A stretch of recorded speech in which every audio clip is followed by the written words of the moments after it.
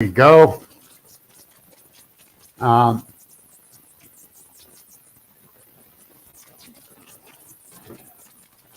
now the rain's starting here. We had a good storm a little while ago. And the thing is, we're definitely looking forward to it. You know, it's going to be a fun time. And we're going to try to do a couple other things different. Now, this weekend, me and Gary Overfield's going down to Perryopolis. He's my driver this weekend. He's going to put a tracking device on me, I guess. But he's driving me down. We're going to be speaking there at Perryopolis, along with Les O'Dell, Dan Benoit, Doug Waller. Hi, Brenda. Let's see. Dan Benoit, Les O'Dell, Doug Waller, Nick Markowitz, and myself. And we're going to be doing a nice presentation, but first time doing a PowerPoint for me. So it's going to be a little different for me. It's going to be interesting. And so if anyone can come down to Perryopolis at the fire department there for the Bigfoot conference there, Fayette County's putting it on. Stop down, see if I make a fool of myself. We might be doing that. In my hat. Thanks, Gary. Yeah, he's going to put a tracker in my hat. But which hat am I wearing, Gary? Geez, oh, man. But, yeah, it's going to be interesting. We're going to have a good night. The good day there. And then Beaver Creek, you know, Bigfoot comes back to Beaver Creek Sunday. I had to think it'll be Sunday because, yeah, 15th is Saturday, the 16th. Now, my buddy Jack Warren, who I had on here, he's going to be, he's the keynote. He has a bunch of great speakers coming, so that's going to be interesting. You know, I guess Les O'Dell is going to be there too. Jeez, Les is just getting everywhere. He's a traveling man. Now, if you have not heard Les O'Dell gives his presentation, you need to. This man, I'm not BSing nobody. He is awesome. The consummated researcher. And it's just great. It's just great. And thank you, Mike. I'll do that. I appreciate it. Now, yes, Doug Waller. That's right. I forgot Doug Waller. Now, Doug's another great presenter, but Les O'Dell, geez, oh man, he's boots on the ground. He's in the library. He's on the computer. He does so much research before and during and after. I got nothing but respect for this man. He's trying to figure out everything to cover it. And, well, hey, Vance Nesbitt's watching. We'll be having him on next week, I think. Yes, my man Vance will be on next week.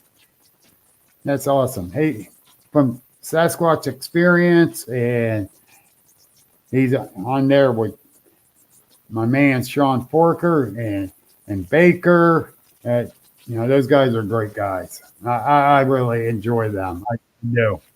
Um, you know, it's just awesome. We're all right. Now what?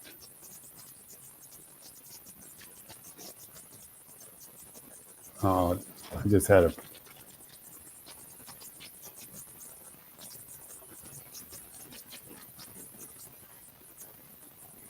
Oh, okay. I know what that is.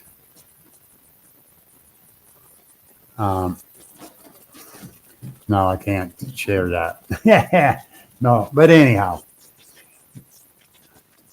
like I was saying, it was just crazy how well he does his researching.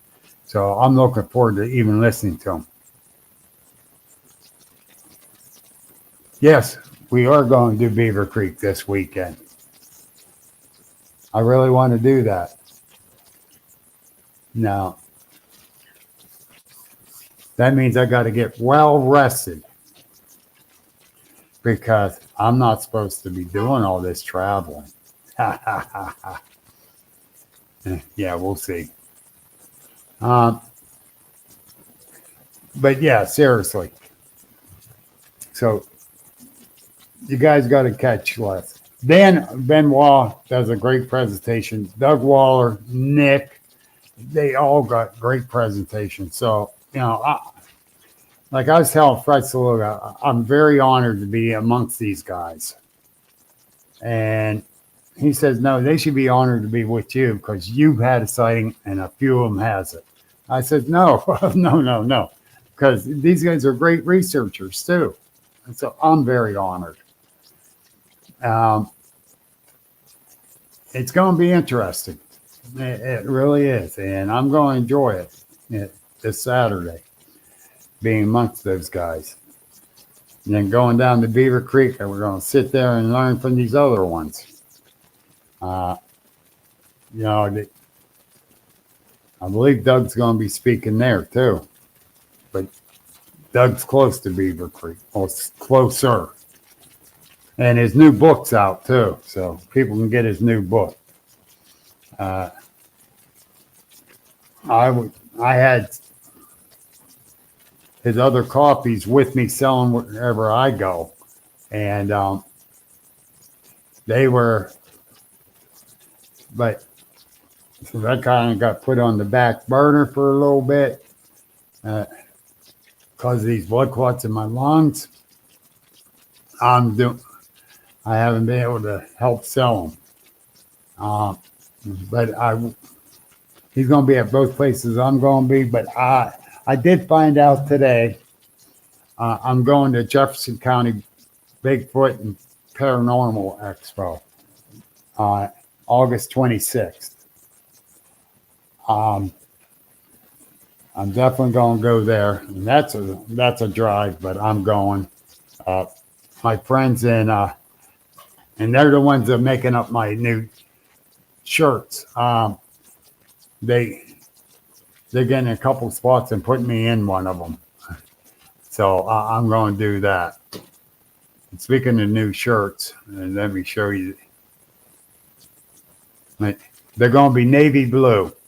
They're $20 plus shipping. If you go to the Agents the Unexplained page, we have it. The site to go to through Creative Minds. It's on their store site that you can get the shirts. I think they're awesome looking. I love them. They really stand out. So yeah, we're gonna be up there for that. Up there at Jefferson. I have the new shirts there too. But that's not till August 26th. The 22nd of this month in Du Bois, they are having a relay for life. It's a Bigfoot theme. Relay for Life is for cancer. And that is very, very special subject to me. My best friend died from it. I had several other friends die from it. I'd like to run up there for this, but I don't think I'm going to make it. And because I think it'd be a great event. So if anyone can go out and help, support that, do it. Please do it. We, like I said, it's a special subject. My best friend's been gone 14 years now. And, we argued like brothers too. But when each other needed one another, we were there for it, no matter how mad we were. We were there. So please support the Relay for Life up there in Du Bois.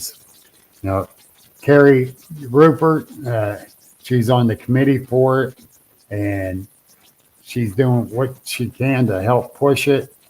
We're pushing it for them because of what a great cause it is. Definitely. But the other thing too, that's the only things I got up there for that. Oh, Gretchen Fest, August 13th. How can I forget that one? I will be speaking there, but I'm going to be taking notes from my tablet because I can't do a PowerPoint. So I'll stay on track.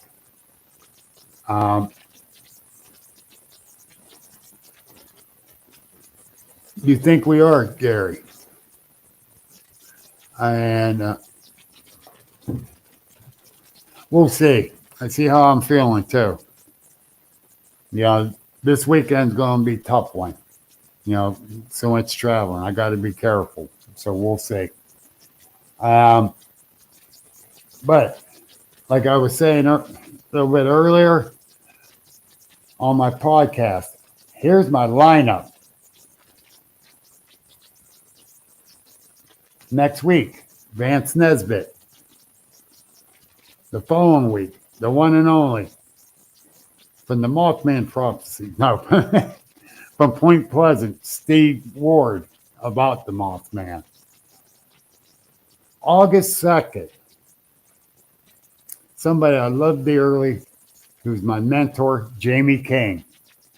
He'll be on August 2nd. August 9th, Gwen Purcell from Behind Tall Trees, and she's doing the Central Pennsylvania Cryptid Festival.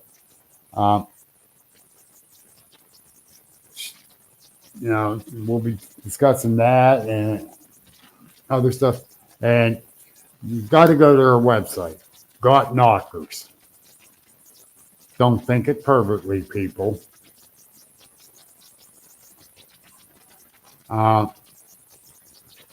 So, Got Knockers. That's August 9th. August 16th. Brian King Sharp.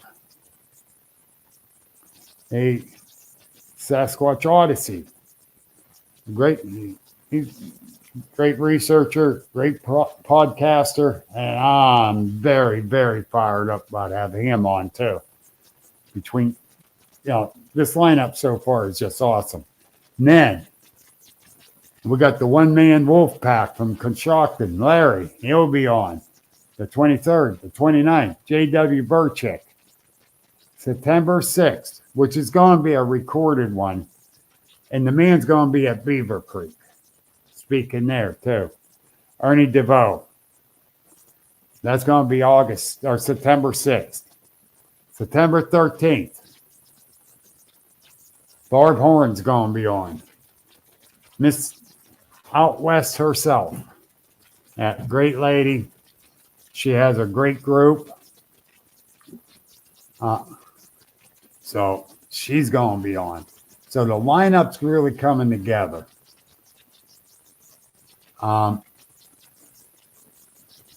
as soon as Todd gets set up with his computer, because he was stuck in traffic when he did call me, so I'm just killing time, folks. He will get here. Hopefully soon, because I don't want to run out of voice.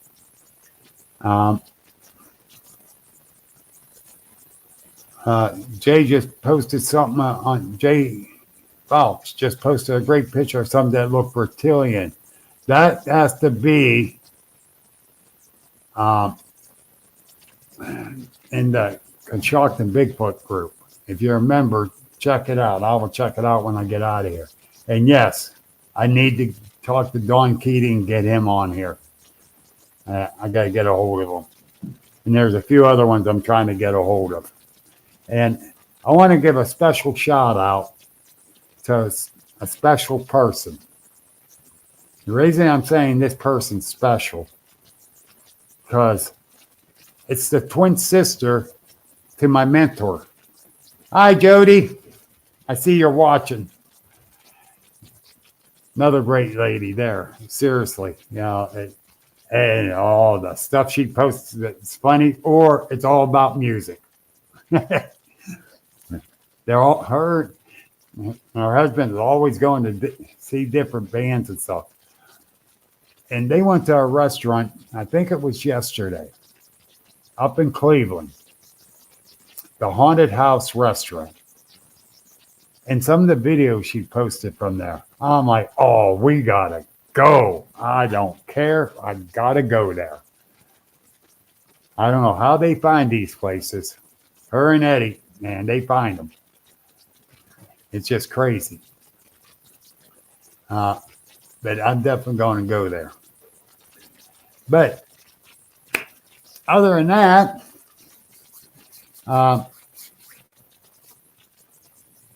let me,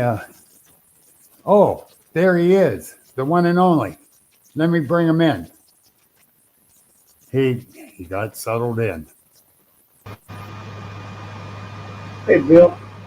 Can you hear me? I'm here. Can you hear me? Yes, we can. Perfect. Sorry for the delay. Just it's crazy busy. Yeah, well, I know you was doing that filming today with Doug. Yeah. And I hope that went pretty good for you. Well, we still haven't finished. I need to go back tomorrow and do another segment, and then I got to get on the road back to Arkansas. Yeah. Yeah. Now, you're a busy man this summer. You really are. And I do follow you. I've been following you since you've been to the Sasquatch Triangle Conference. Oh, yeah. And there's something I really want to touch base on. You was talking about getting the natives involved. Yeah. Have you got any further with that? Well, I've got some draft measures out there, and all I can do is try to assess. It really has to be something that comes from the council, and so they are reworking the draft to suit their particular needs. So I've yet to get one fully completed, but I've got assurances that will happen. I think Right. it's the best way to move forward and getting protections in place. And, like they've got complete autonomy on their land, on their quote-unquote nation. So. Okay, 1 second, Todd. 1 second. Can you get a little closer to the mic? I'm about a foot away. All right, because the background noise is almost covering you. Okay, any better? Yeah, I can hear you better there. You don't want me to do that. My hair will be everywhere. But yeah, because that really interested me. And I wish my aunt was still alive, because she was a Seneca Indian princess. No kidding. No kidding. And my Uncle Ron, my mom's brother, married her. and she died a long time ago, and I could not get enough information out of her because at the time I was too young, Oh, like that. and I just wanted to get more info out of her now, and I can. Right. Well, I'll keep you posted as things progress. Yeah, very much so. And I know you just got done with your annual beach foot Yeah. Oh, this year. yeah. Yes. Uh, I saw a lot of pictures. We had a great time. Uh, Kevin Morrison kept posting a bunch of pictures. Great guy. Yeah, And, Kevin's been to a few of them. It's so great to have him out again, and uh, it's very unique uh, gathering in that it is invitation only. We're not into it to make a profit. I limit it to 100 people, and they're all researchers in their own right. So uh, the idea came to me in 2008 to I just thought, what would it be like to get all these folks together that I've met over the years in the same place at the same time? And I came up with the concept of Bigfoot.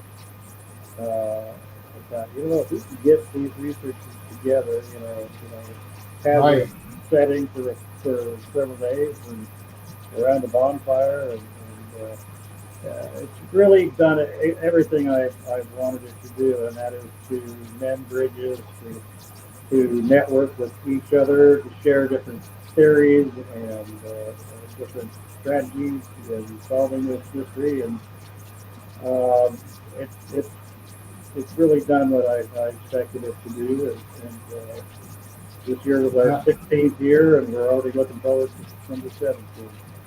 Yeah. The thing is, like you said about the networking and that, you get all these different researchers, and you pick up new ideas and new way of researching and that. And I enjoy that. It helps me further my research when I'm out in the field. And I think it's really kind of cathartic for researchers to do that.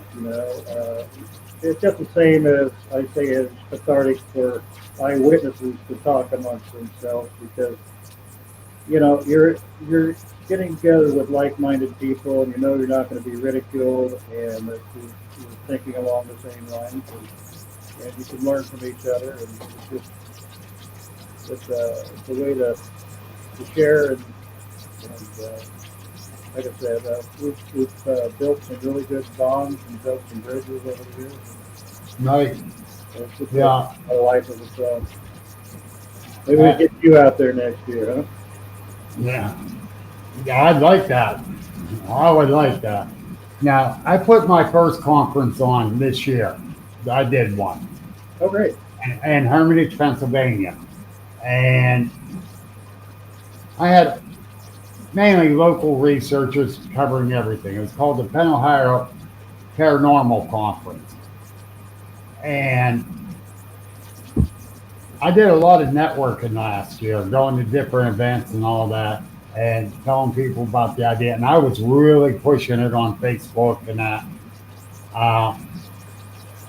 And I was hoping to have a couple hundred people show up.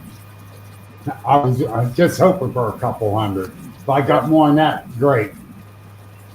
Well, we had a storm blow through. The power was out for an hour and 40 minutes. Oh, no. And we still had 1,000 people there that came through. And the people didn't even leave because this, Dan Hagman talking about aliens and abductions.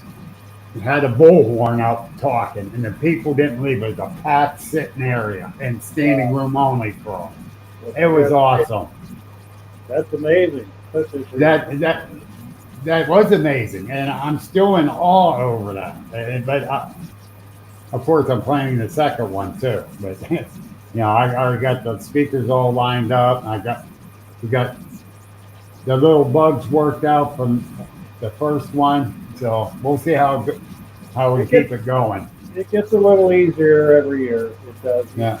We work out those sites and get some new ideas and some fresh blood in there. But that's amazing. My hats off to you. Yeah, that is amazing. And yeah, I'm doing a few things different this year that help it and help. And well, I don't know if you saw the one video I did, the Facebook Live, where I ended up in the hospital, but they ended up life flighting me. So I did a Facebook Live beginning of June of me being life flighted. Oh, I missed that one. I would have remembered that one. I think I'm the only crazy ass that would have done something like that. But Getting selfies with the pilot and stuff.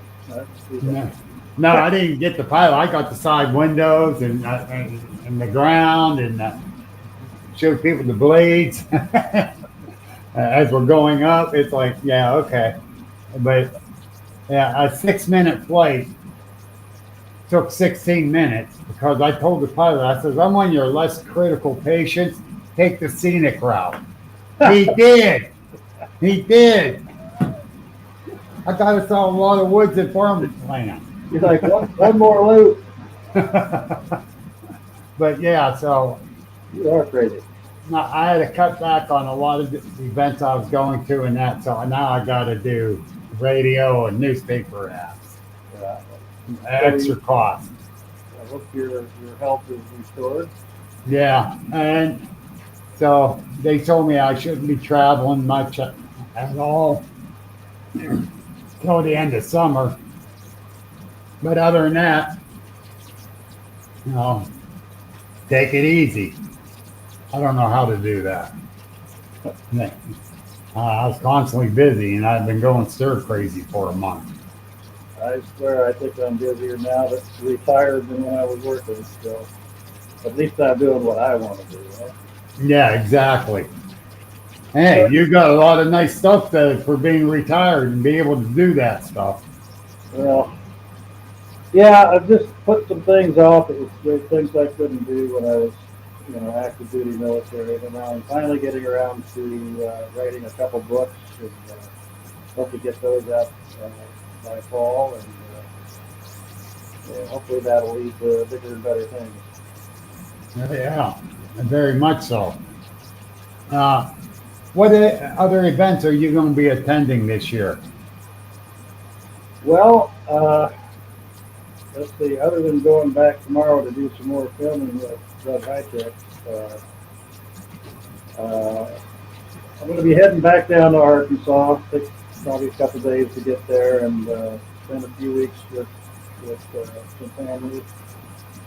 And then on a return trip to Oregon, first week of August, I will be speaking at the Blue Mountain Bigfoot Festival in Baker City, Oregon. Oh, cool. That's the August 11th and 12th.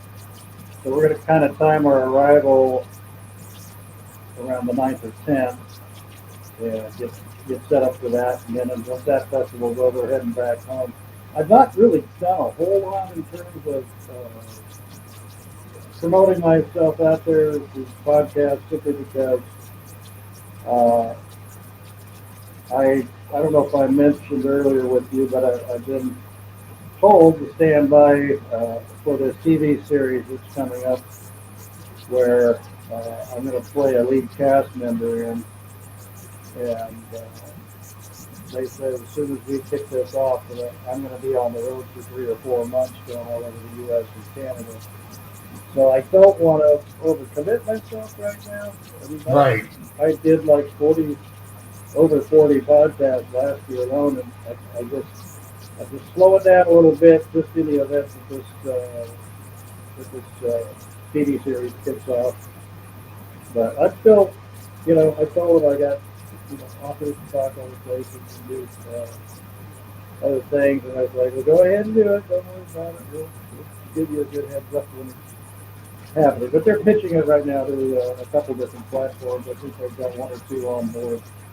Cool. It'd be interesting. It'd be interesting. I've never done that. Yeah, that would be a new experience. I know we you know, reaching out to doing other things ourselves, but now that I got laid up for the summer, I kind of had to squash a few of those. Uh, Hopefully, I can start it back up next year, uh, along with sticking with my research area. Where's it again? You researched it? Uh, it's called Mercer County. It's a little county. Yeah, In Pennsylvania? yeah. Okay. And we do a little bit into Ohio. I do go down to Salt Fork a lot. Well, I did, but lately I haven't Been because there of this. several times, yeah. Yeah. Actually, Salt Fork, 2 years ago, this August coming is when I had my sighting. Was that Salt Fork? Oh, that's awful. Yeah. Which, honest to God, Todd, I did not believe I was going to see anything there. Right. Everybody goes to Salt Fork. So all I'm worried about is catching the Ohio Howl. I didn't catch the Ohio Howl then. But the very first night I had my sighting when he's going down the Buckeye Trail. Me and two others, and well, the one other did see it. The other one was watching the other way. But yeah, What can you tell me about it? I mean, well, how long did you get to view it? What color was it? How big was it was a dark brown. The hair was, I'm going to say 6, 8 inches long all over.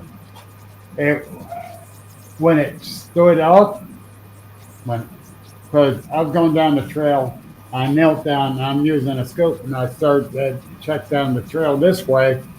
And out of the corner of my right eye, I saw a movement.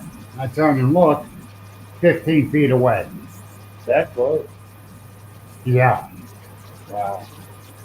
Todd, you're ex-military. I'm ex-military.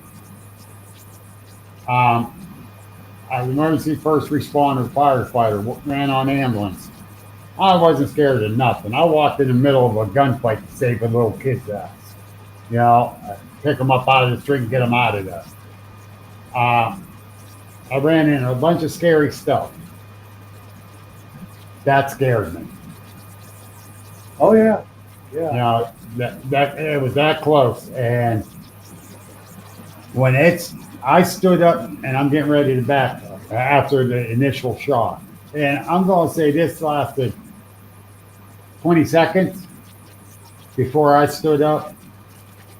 And I started backing up. It stood up and I caught about right on that tree where it was stood up to. Right. And I'm backpedaling up to the other two, which was about 90 paces behind me. And I'm yelling back at him. And let me tell you, this old man can run backwards fast and not fall down. Yeah. Not fall down. It's amazing what you can do when you're facing that. Yeah. And it turned and started down over the hill. Through the woods down over the hill. And I look at Mike Bennett and I go, "Did you see it? Did you see it?" He goes, "I saw Bigfoot's ass." I was looking, what? He goes, "Yeah, it turned and started running and I saw its ass." He says, I went, "Oh my God." And that brought me back down to out of the paranoid stage to the frightened stage.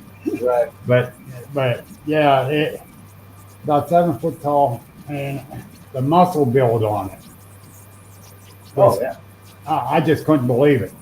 And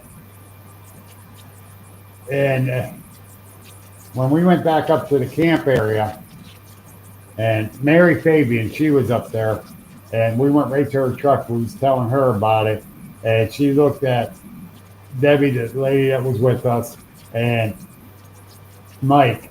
She goes, "I know Bill saw it." I know his demeanor, and this ain't Bill.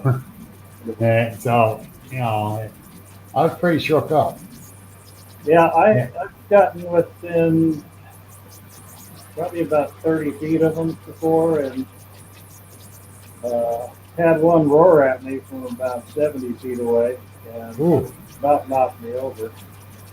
Uh, yeah, I had just about 1998, uh, so 5 years after my initial sighting, somewhat in the same area. I had organized an expedition with Ron Moorhead and Peter Byrne, and they had both left for a little time from our base camp, and I went up to install these seismic ground sensors I had borrowed from the North American Science Institute.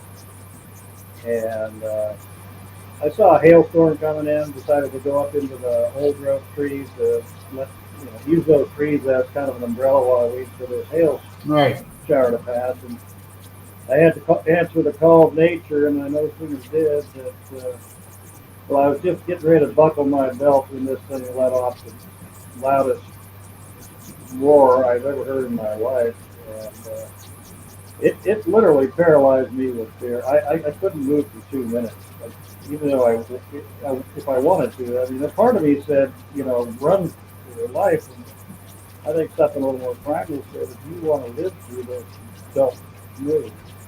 Yeah, Not that it, not that it didn't know I was there. Obviously, it knew I was there. I think it was reacting to just the fact that I just urinated in its backyard. And so, and I've heard about now 7 other instances where that sort of activity has brought up some uh, reactions from them. So I just think it's a territorial thing, but I have never been so scared in my life. I mean, I've had rockets and mortars fired at me 400 days over there in Iraq, and nothing came close to that.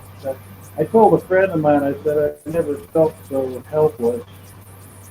And he corrected me. He said, not helpless, hopeless. And I said, you know what? That is a much better description. It wasn't that I was lacking help. I had totally lost all hope.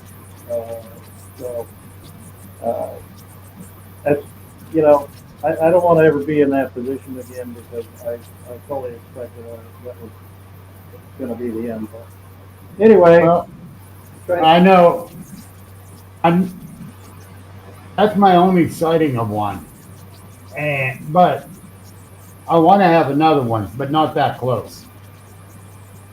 well, back when I was in on a Omaha reservation in eastern Nebraska, I actually walked up toward one in the middle of the night, Huh. and I don't know what the hell I was thinking, but I could see it was there, and I pitch black at night, but I could see its eye shine and whatnot. It was about a little over 100 feet away when I first saw it, and I just walked straight for it slowly, and I got within about 35 or 40 feet when it finally turned and walked off. But yeah, that's one of the craziest things I ever did. Yeah. So in hindsight of my sighting, I and we discussed this a lot. I believe mine was a juvenile doing the count and coup, like the Indians, young Indian warriors did. See how close they can get to you. Um, I might be wrong, You played but yeah, and without me seeing him or whatever. But that sucker got awfully damn close, and if I didn't catch that little bit of movement out of the corner of my eye, I would have never known he was there. uh, Yeah, I don't know if I don't know if it got close to you or you got close to it. Like, my guess would be that it saw you coming along before you saw it, and it yes, because stayed there as long as it dared. yeah, yeah, because as we're coming down that trail, we're getting nuts and little stones thrown at us as we're coming down that trail from the left side, not the right side. the left side. So there was one down over the hill from us on the left side. So, and well, Doug Waller's group, Southern Ohio Society of Bigfoot Researchers, are investigators. Doug's group was having that camp out. And I was told from Jack Warren, even different ones in Doug's group, it's very active there at that group camp area. And Different thing you should mention the stone throwing thing, because something happened this weekend right here in Minnesota. Abe Del Rio, who is one of the leaders of the Minnesota Bigfoot Research, right behind me here. In fact, I'm staying at Abe's house tonight, and he and a group of folks went out this last weekend, and one of their members actually got hit by a rock, hit him right in the head. ooh, Rock wasn't all that big, but it hit him hard enough to knock him to the ground. oh yeah, And they picked up the rock with gloves, and Abe handed it to Doug last night when we were down at Doug's man cave, and had it in an envelope and said, do what you want with it, but this is the rock that hit us. So generally they'll throw rocks around you, but and I think they're extremely accurate when they want to be. But, yeah. I believe they are very accurate. So I think it's their weapon and their tool of choice. I mean, rocks are plentiful. I think they're taught from a very young age to throw like a Major League Baseball pitcher, and fast and accurate. And I think they use it for hunting. You wouldn't have to hit a deer with a rock very hard to just disable it. Where you can catch up with it. But in some places, they're actually known as rock apes. So. yes, and as big and strong as they are, they can really whip a rock. If they really want to hit you with one, they can knock a person out or a deer out easily. The force they got behind that. Man, it's large rocks too. I mean, rocks the size of bowling balls, they can throw 100 yards and more. Yes. Now, the one other area down on the other side of Butler County here in Pennsylvania, I've got a research area. The guy owns over 200 acres, and he has activity there. And I went up on the opposite hillside across the creek, and it was about 2 o'clock in the morning. And I go up, I take my backpack off, I'm starting to open it up to get my recorder out and my night vision out. And I start having stones tossed at me. I went, I'm by myself, I'm out. So I just grabbed I didn't even close up my backpack, I just grabbed it and walked on out. I think some think that it might be a game for them, especially adolescents, just to see just to get a reaction out of you, and to let you know that they're there. I mean, I could just see them going, "Hey, what's this?" And then, yes. Yes. Well, that got their attention. Let's do it again. But a couple of weeks later, I went back in there with Debbie, the one that was at Salt Fork with us. Me and her went in there daylight, went walking back, and looked up in the one tree, had a new twist break up in the tree, about 12 foot up. And we walked farther in, and I said, I sat down right over here. Now we got a high wall on this side of me, straight up and down high wall. Okay. I got the trail coming in over here. Now, the stones was coming from behind me. And I looked straight up, the canopy from the trees, and they did not come through the leaves. They just came over my shoulder. And I looked behind me, I'm saying, that son of a bitch was right behind me, teasing me. And he could have been 20 feet behind me, but he was behind me. And he wasn't throwing up over through the leaves and that. So that kind of freaked me out. Yeah, I think they No. can be a little mischievous at times. Again, especially the younger ones. I think they take certain chances that maybe an adult would not. But they're not a whole lot unlike humans in that regard, as far as knowledge and responsibility. Kind of come with maturity, and so just the opposite is true. Same with them. Right, right. You know, and I know they like to mess with us and they like to study us, like vice versa. We like to study them. But the thing is, the more we're out there with them, the more we can understand them. And, and I do believe it was the younger one that was doing the stone throwing too. And an adult didn't want me there, would have screamed and hollered. You know. It's kind of a cat and mouse game, and I think we're the mice. But, Yes. Yep. Um, and that's the thing. And you've been researching for decades now, and I consider myself a newbie at it because I always believed, but I never really started researching until several years ago.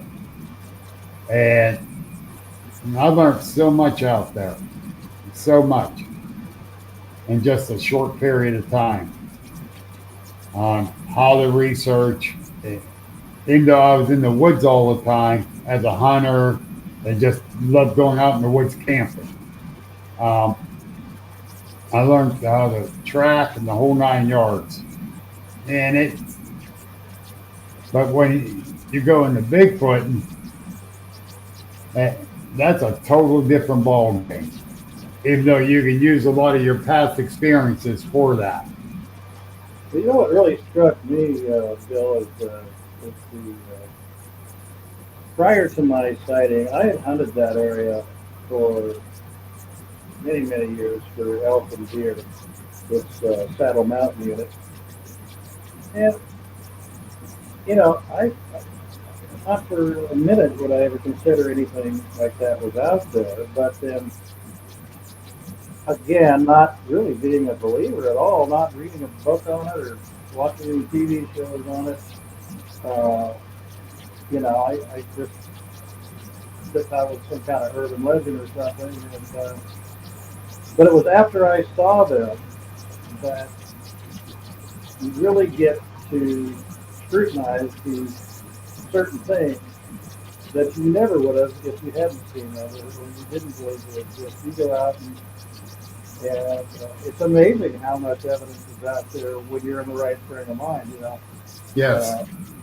And then you just want to kind of kick yourself because it's like all this stuff is here all along, and I was just too naive to even entertain the idea of evidence that I've more than likely crossed many, many times and just put it out of mind because they just don't exist, right? Exactly. So, but the evidence is there, and I think the knowledge you gain, even as a fairly new person, it starts to snowball. And there again, I think it's really important to network with other researchers because you can learn from one another. Yep. They have different, theories or different methods of doing research. Again, that's why I put Beachfoot together with Right. come together and share. Well, that's like what I do a camp out beginning or the end of April at Salt Fork Group Camp area. You know, number one, it's cheap. Number two, I can get a bunch of different researchers from different research groups to come in, and we can share ideas, network, and and the first one I had there, I told them, no attitudes, no egos. We're all here to learn. I said, because I'm not going to put up with it. Well, we had 60 some researchers there on my first one. Mm-hmm. All sharing, getting along, not one attitude. And I was waiting for the attitude. I was so tense thinking somebody's going to have an attitude. Not a single one. And That's good. yeah, and then we had another one again this April. And that was awesome. Same thing. No attitudes. And it's from several different research groups that came. Well, I think there's something to be said about uh, getting like-minded people together, you know, fellow constituents in the research field that brings a mutual respect along with it, you know, as opposed to having people with varying degrees of experience or maybe no experience, you know. So I found that to be the case with everybody treats each other respectfully. It's very constructive. Yeah, and like your talk at Sasquatch Triangle, and that you really caught my attention and had me listening. And it's like, you got something there. You got a damn good idea. Getting the natives to actually converse with us and share their beliefs in that on it. And it was brought up from their ancestors. You know, because if you look at totem poles, a lot of them got Bigfoot holding it, all the other animals up. Oh yeah, Bigfoot was on the bottom holding everyone up. we see Because a he lot was of the big that. one. We see a lot of that in the Pacific Northwest. And of course, you're out there in the Pacific Northwest. Rub it in. But I'm not there now. Like I said, I'm in Minnesota, and I'll be back in Arkansas, and then I'll get Yeah. a long trip back. But I've got a home in Arkansas as well as Mount Hood in the Cascades. But it's I do love it. I do miss it. no, yeah. Forward to getting back there. I know you're out there in that beautiful country up there, you know, and your forests out there are beautiful, and so is ours here in PA. But ours is kind of different than yours, Oh, they're totally different. you know. And but, you know, I love my Allegheny Mountains, you know. And I do want to get out there to the Pacific Northwest and check out the forest out there. So it'd be more than welcome. But oh, I want to ask you about a person too, before I forget. Uh-oh. Peter Burns. Yes. Fill me in on him.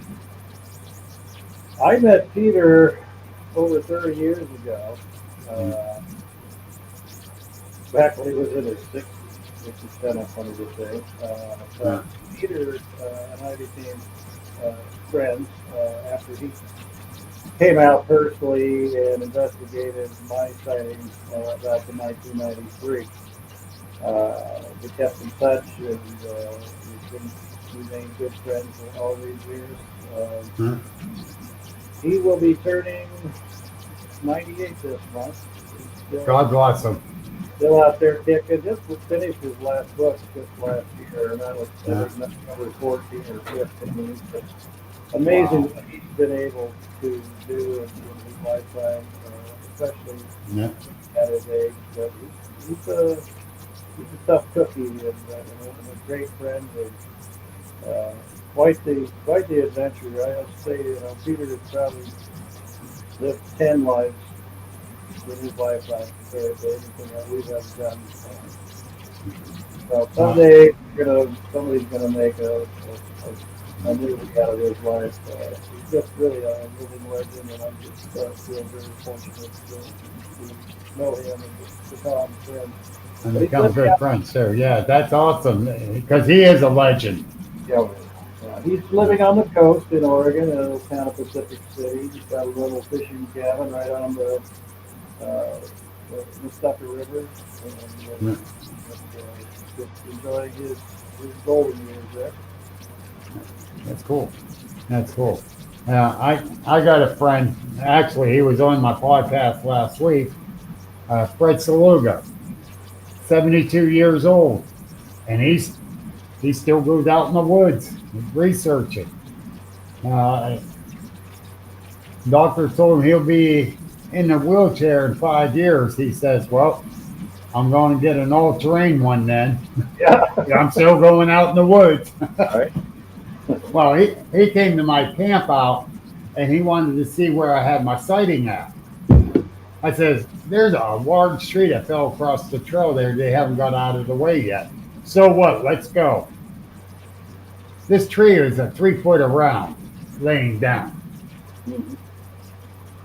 We held on to him as he got over the tree to get where the sighting was, and he's getting pictures of it. He didn't care. He's still going. Yeah, it's a trip. Like I said, I've Fred, been doing this for 30 years, over 30 years, and I just turned 62 this year, so I can feel the pain. yeah. Well, I'm 64, brother. I'm 64, and I'm feeling it too. Uh, Nipping at your heels. yeah, but we nick. Well, I didn't nickname this, but he got the nickname for Fred is John Wayne of Bigfoot. Oh yeah, Yeah. I've heard of that, sort Uh, of. I'm not sure if I've had the honor of meeting him, but it sounds like. oh yeah. He's very rough around the edges. Very. But he's straight up honest. He'll tell you how it is, and you gotta love him. You really do. He's been researching for over 50 years, close to 60 years now. Yeah, And long and time. I yes, and it, plus he does UFO investigation, anything cryptid or paranormal. He does research it, and he's the state director for MUFON for West Virginia and the assistant director for Pennsylvania. Wow. And he's retired and he's busier now than he ever's been. Yeah. Yeah, but yeah, it's people like them that we learn from. You know, and Fred has so much knowledge, and another one I turn to for stuff is Brian Seach. I don't know if you heard of him or not. I know Brian. You know Brian, the Seach Files. I was at his house, went into that room. I said, I cannot open up none of these file drawers because I will never leave. And I mean, that room is loaded up. Loaded up. It's awesome. Well, a lot of people don't know this, but a few years back, was- Peter Byrne reached out to me and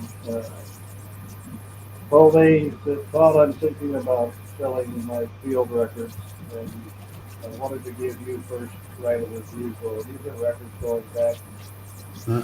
starting in Nepal when he was looking for the Yeti in the 50s, all the way up until coming over to the U.S. in 1960, all the way up to modern current time. And I've got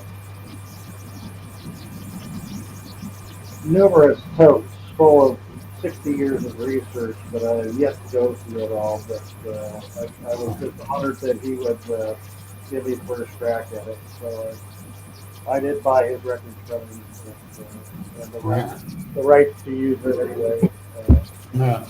So in time, I'm going to start probably putting out either a website or a publication, just kind of releasing some of those notes. A lot of it's private correspondence between him and a lot of very prominent researchers, many of whom are Right. no longer with us. And it's pretty cool to go through that. To see, Right. Oh my God. Yes. That, and how much of that, from 60 years ago, that's still relevant today on your research and how it coincides with it? well, it just adds to it. Yeah. But we hear bits and pieces about certain stories, and it's nice to be able to go right to the source itself. He called me up, a year or so ago, and he said, "Paul, do you have that file, the Iceland file that I with the records I sold you?" And I said, "Well, let me take a look. I'll call you back." And I dug it up. Sure enough, there was this file about 2 inches thick, full of original correspondence, research notes, all kinds of articles, newspaper articles from the 70s, all compiled into this nice folder. And I called him back. I said, "Yeah, I've got the folder in my hand." And of course, as soon as he told me, he said, after all these years, I think I have a new lead on what may have happened to the original Iceman. So can I borrow it back? And I promised I would get it back to you. So of course I scanned it all before I did it. Yeah. But he did. He followed through and went through it and gave me the files back. But it was amazing. That, I wasn't really specifically paying attention to that story. Again, having heard bits and pieces until he raised the possibility that he had some new evidence on a very old story, and so you would be amazed what I had in there and who all the players were. Do you know Thomas Finley? Yeah. He used to be from Minnesota, but he's been living in England for quite some time. And he's a wonderful artist. And, I'm digging through these files, and here are these handwritten correspondence between Peter and this fellow dating back to the mid 70s. Oh wow. And there's a whole bunch of, I mean, at least 10 different back and forth letters. Some of them typed, some of them handwritten. But I noticed the person he's corresponding with says was signed Thomas E. Finley. Well, I'm thinking, okay, Thomas Finley there's got to be a million of them in this world. It's not a very unusual name. I didn't know what Tom's middle initial was, but what did strike me was the return address on the envelopes were coming from Minnesota. And I remember Thomas telling me that he used to live in Minnesota. So I got a hold of him and I said, "Hey Tom, I know this is going to sound weird, but what's your middle name?" I think he said Edward or something like that. And I went, "Could you possibly correspond with Peter Burns back in the 70s with regards to the Minnesota Iceman?" And he said, "Yeah, how do you know that?" And I said, "Well, I've got your letters in my hand right now." And he said, letters he hasn't seen in 50 years. So Yeah. I scanned them all and sent them to him there in England. But I had no idea that he was even into that stuff back then. Oh wow. That is So crazy. just little jewels like that keep popping Yeah. up as I go through these files. Oh yeah. Letters written to Peter by personal letters like from Ivan Sanderson, Bernard Hubelman, uh, of course, Hanson himself that took possession of the Iceman, all that personal letters back and forth. It's really kind of a treasure trove. Well, well, I know I got some information from some people. One, I'll give you two little things. The one was I got it third-handed twice about a Bigfoot that was hit on 422 bypass 760 376, whatever number they got it on now, that road, um, down there, Newcastle, PA. And I got that third-handed twice. So I'm like, okay, that's just a rumor mill. Uh, I'm part of the Pennsylvania Bigfoot Project also. Uh, and I run the Mercer Lawrence County chapters of it. Okay. And my very first meet and greet type thing at a restaurant, this lady comes in. I told everyone that was there what the plan was with the group and the whole 9 yards, and explained some of my experience. And then I asked if anyone had experience. This lady starts saying about she heard howls and knocks. She says, but then my daughter and I just got off at 80 and headed on back into Newcastle on right near Mitchell Road, and I saw a Bigfoot laying there and that side of the road at the medium, and that got hit. I'm like, excuse me? Yeah. And she goes, I'm not lying. I said, no, no, no. You actually saw this, right? She went, yes. I says, ma'am, I heard it twice third-handed. Please explain everything you saw. And she Yeah, did. like, where is it? And it actually had me going, ooh, I'm shaking in that. And Mary Fabian, the founder of the Pennsylvania Bigfoot Project, she was standing there. She looked at me. She went, this is crazy. This is nice. This is crazy. This is nice. I said, I can't believe this.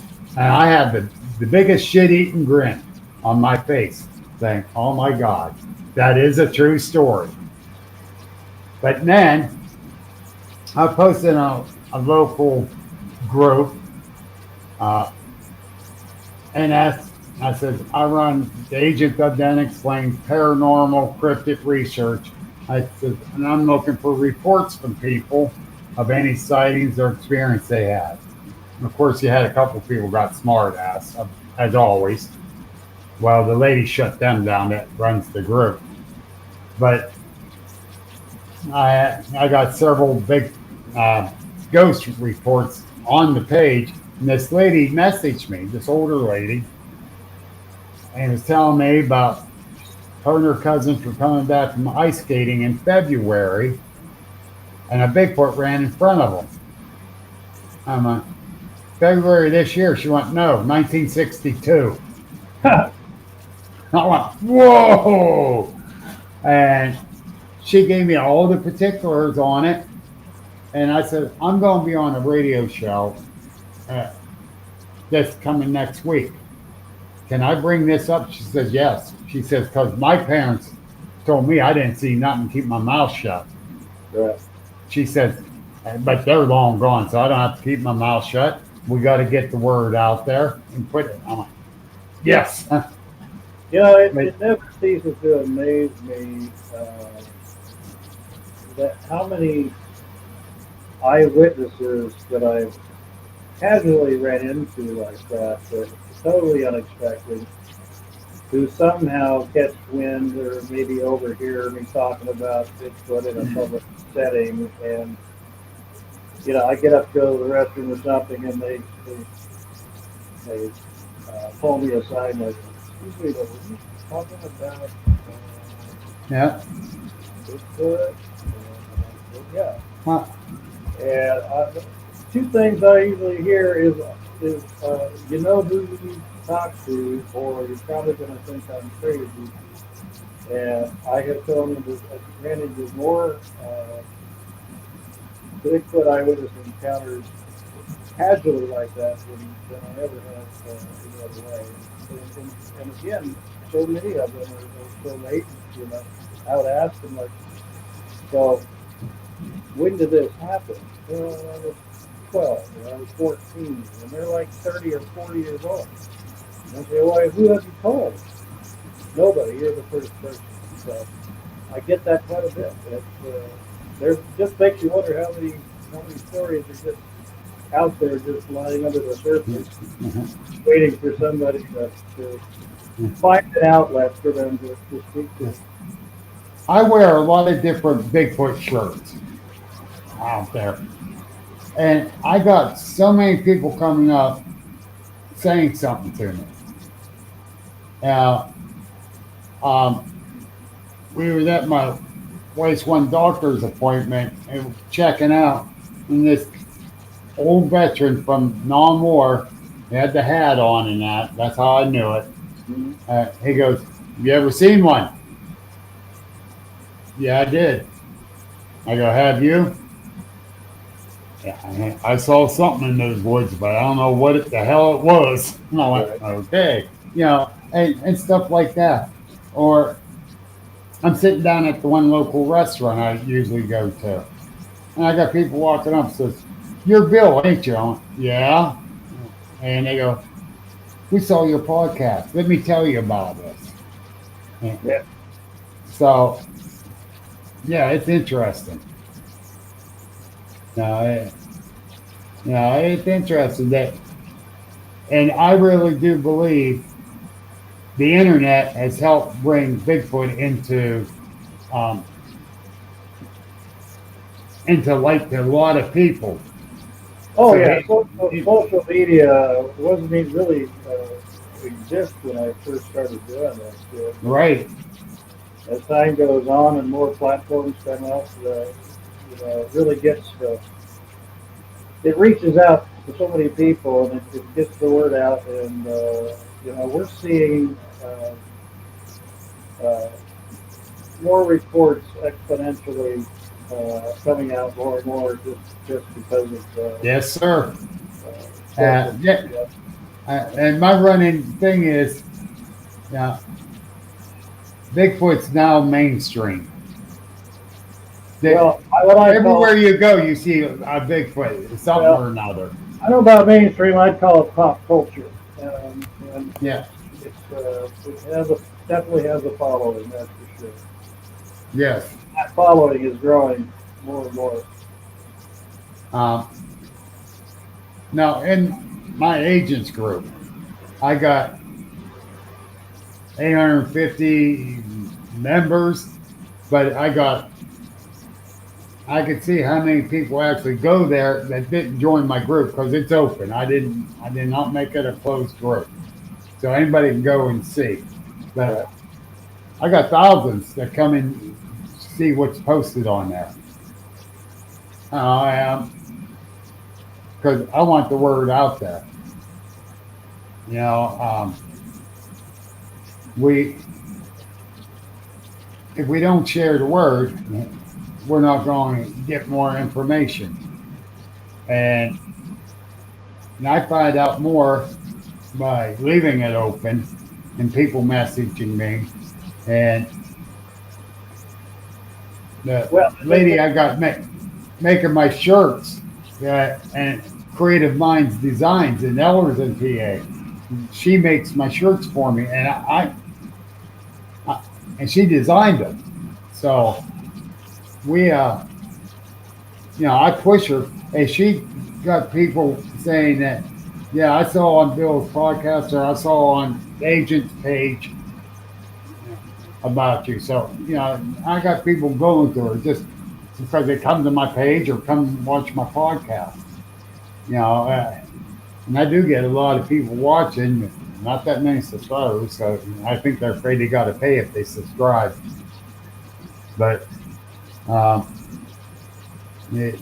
I can see here and there, people are watching that I can see on my agent's page and on and on YouTube I can see. But I added Pennsylvania Bigfoot Project in on this, so I got people watching from there. I don't know how many. Uh, you know, and I added them in because of you. Well, Yeah. I hope you get a decent turnout tonight. And Oh, we did. appreciate we you having did. me on, and I do apologize for not getting on in a timely manner, but we made it happen. Yeah, oh yeah, and that's all that matters. It made it happen. I posted in the group page that we're going to be running late, and that because you got tied up with your filming and that. And then I got on here and explained to people too, uh, between traffic and getting out of there from the filming. So it all worked out. It's all good. And I do appreciate you coming on, Todd. And when you said, book you on my podcast, oh, yeah. you know, Happy, I'm honored to be yeah, on your yeah. show. I, Let's do it again. you sat this month off, man. But then when you said you could do today, I had last week open. Fred Saluga says, yeah, he'll do it. Yes. Then I got Vance Nesbitt from Sasquatch Experience, and he's going to be on. And then I got Steve Ward from Point Pleasant, West Virginia, about the Mothman. So, this month got some great people coming on. And you helped set it off that way. Well, congratulations Yeah. on the podcast, and let's get together again. We barely scratched the surface, but Oh, I know we have. And there's a bunch of other stuff I want to get to you about, and see how your TV thing goes, and maybe we can schedule in around that and get you back on again. And we can be able to talk about that too. well, to a degree, perhaps a very in a general way, I have signed a non-disclosure agreement that would void any contract if I violated it. But I'm sure there's some basic stuff I can certainly share with you. Right. Yeah. Well, yeah, once it gets on air, you can say, hey, I'm on this here. Yeah, absolutely. Once Yeah. it's been produced and everything, that's a different story. They don't like the storylines to get ahead of the actual. Right, exactly. And I wouldn't expect you to be doing that. That you got some people. Well, can you tell us? No, that's not how it works. Yeah. I got friends in to be the honest TV. with you, I'm still in the dark quite a bit in regards to what all's taking place, but hopefully that'll all come together here shortly, and we'll see where it goes. I'll be looking forward to seeing it. I really would say that I don't know if you're aware or not, or your viewing audience, but I did just have a. Excuse me. I was flown back to New York last summer to film an episode for an upcoming TV series. Well, I won't say upcoming anymore because it came out just 2 months ago. An interesting concept.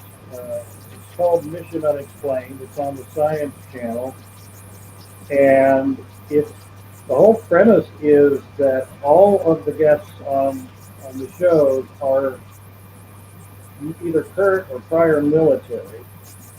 And the theme of the whole thing is military personnel that have had strange, unusual phenomena happen to them while they were on duty in the military. And so every guest that they have is either current or former military. And it's not Bigfoot specific. I mean, it could be about seeing some UFOs. It might be like Right. Force guy chased a UFO, or somebody saw a dog man, or Mothman, who knows. Oh, that's going to be an awesome show. It covers it all, like I do. It's well, it's a premise I don't think anybody's tried before. Just restricting it to military people, but I think it kind of lends a little bit more credibility, to professional military personnel. But I Yes. think last time I checked, they've got about 5 episodes already released. Again, it's on the Science Channel. I think they call it It's listed as SCI one, I think. But I believe it's out on some other platforms too. You might want to check YouTube or whatnot. But again, it's Mission Unexplained. And, Yeah. I don't believe my episode has actually come out yet, or at least it wasn't the last time I checked. So it should be coming out here pretty soon. But had a great time working with the production team and the film crew. So that's finally come out. And of course, I can't say enough about the documentary A Flash of Beauty, Bigfoot Revealed. Right. Went all the way to #1 most downloaded new documentary on Amazon Prime. That's a very, I've done maybe 30, 35 different documentaries, TV shows, and whatnot, and I think that one really stands out as one of the best produced Bigfoot documentaries. Good. I've seen. Good. Flash of Beauty, Bigfoot Revealed, and I think it's about right. I can say that they're actually producing a sequel. I've seen part of it, and it should be completed and available. It should be coming out in October. So, and that one's going to be called Flash of Beauty Paranormal Bigfoot. So, Right. yeah. So, you haven't had a chance to see it. I know they've been taking. It's like 90%, but they've been kind of going around promoting it at different events and whatnot. But Brett Eichenberg and Joe Insmeyer are an amazing husband-wife team, and they're really going places. It's fun working with them. And just lastly, if I could, I'll pitch, like to pitch my website, which is American Primate. .org. AmericanPrimate.org, or you can email me direct at AmericanPrimate@AOL.com. Yeah, I'm one of the last people on AOL, I think. But anyway, That's the second AOL ad address I've heard in a week. Well, if they ain't broke, why fix it? I've had that email with Ted for a long time. So. Yeah, it's obviously a long time. Anyway. Actually, it's Fred Saluga that has it too, I think. Oh, does he? I think. If I remember right. It's like, holy shit. Us old dogs don't like change, so we just kind of go with it. So, Yes, exactly. I know how that is. But yes, it definitely, they need to check you out, check out their webpage and that. Well, and if they just go to YouTube and put my name, Todd Neiss, Neiss, and their show's going all the way back to, and I don't know who's uploading them because I sure haven't, but it blows my mind every time I get on it. It's going back to 1994 when I was on Unsolved Mysteries, and that's right there on YouTube. Just strange but true. I was on. They flew me down to Hollywood about 1.5 years ago to do the TV show The Unexplained with William Shatner. That one's already replaying, rerunning, I guess. Yeah. Anyway, so trying to keep busy, but yeah, you can Google my name and put it in YouTube, and there's plenty of information out there, just like some of the I've done and some of the upcoming projects. All righty, Todd. Thank you again. It's been an honor to have you on, and we definitely going to get you back on because we just scratched the surface. Oh. And just scratch, lightly scratch. Yeah. Well, But- all right. Well, again, it's a pleasure talking with you, Bill, and let's do it again. Oh, most definitely. And all right, I'm going to throw my outro on there. Hang tight for a second.